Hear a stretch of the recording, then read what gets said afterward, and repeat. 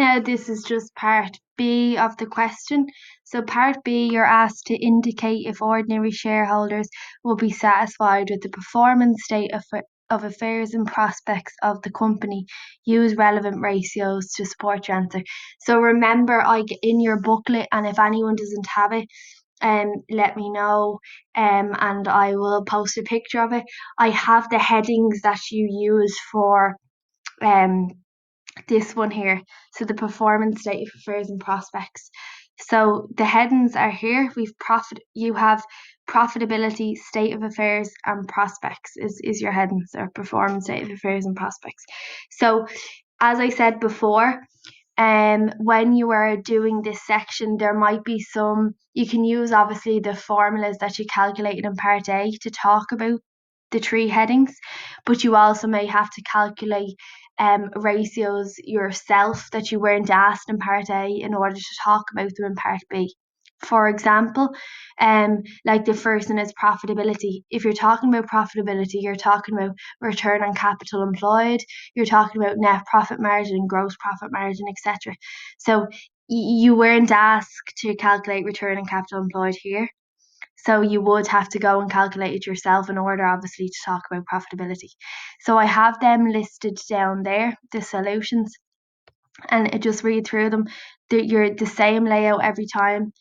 So just check. You can check your answers there.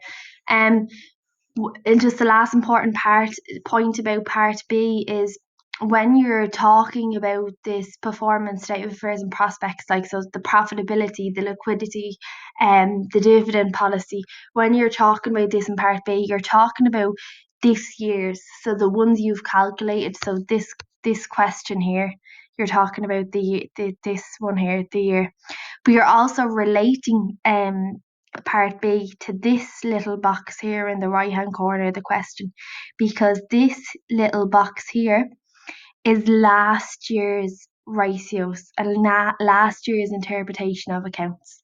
So like say for example, if you calculated return on capital employed for this year yourself, you're going to talk about it, but you're going to compare it up the top in the right here to last year's one, if that makes sense. So if you have any questions on that, just let me know. And then the last one is part C. The gross profit percentage in 2010 was 36%. This company is obviously 2011 you're doing. So you're going to calculate the gross profit percentage, and then you're going to give 5 different explanations for an increase or a decrease in the gross profit. So again, just over to the left-hand side of the screen where the solution is, your gross profit percentage, the formula is in your book. It's very simple. Gross profit of sales multiplied by 100. You have 24.68.